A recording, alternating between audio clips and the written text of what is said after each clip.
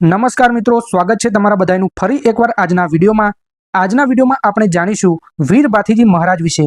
મિત્રો, ભાથીજી મહારાજનો જન્મ બેસતા વર્ષના કારતક સુદ એકમના દિવસે સંવંત 1600માં થયો હતો। તેઓ ઘરમાં સૌથી નાના ભાઈ હતા। તેમને બે મોટી બહેનો અને એક મોટા ભાઈ હતા। તેમનો પરિવાર ફાગવેલ ગામનો ક્ષત્રિય રાજવી પરિવાર ગણાય છે। અમદાવાદથી અંદાજે 70 કિલોમીટર દૂર આવેલ ફાગવેલ ગામમાં તેમનો જન્મ થયો હતો। એક વખત ભાથીજી તેમના મિત્રો સાથે રમતા હતા ત્યારે અચાનક એક નાગ આવી ગયો। ત્યારે ભાથીજી સાથે રમતા બીજા બાળકો ડરી ગયા અને પોતાના ઘરે પાછા ભાગી ગયા।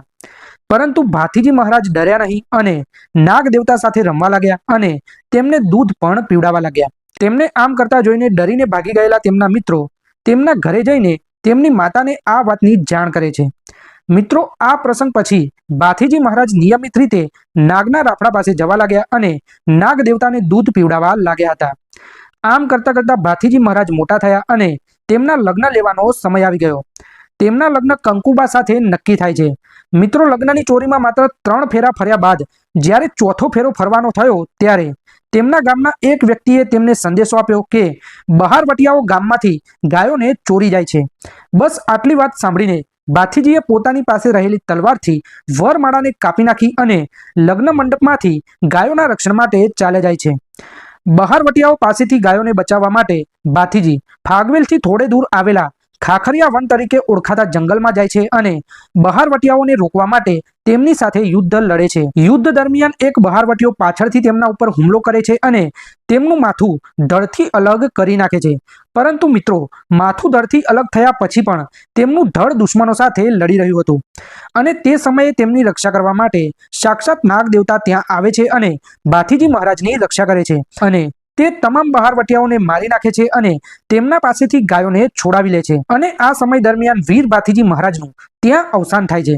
કહેવાય છે કે મિત્રો, ભાથીજી મહારાજે પોતાની મૂર્તિ બનાવડાવી હતી પરંતુ સમય જતાં તે મૂર્તિ જૂની થઈ ગઈ હતી અને એટલા માટે તે મૂર્તિને ભક્તો દ્વારા સમાધિમાં મૂકવામાં આવી હતી। તેમના સ્થાનક પર લોકોની અપાર શ્રદ્ધા છે અને અહીંયા લોકો પોતાની માનતાઓ અને બાધાઓ પૂરી કરવા માટે આવતા હોય છે।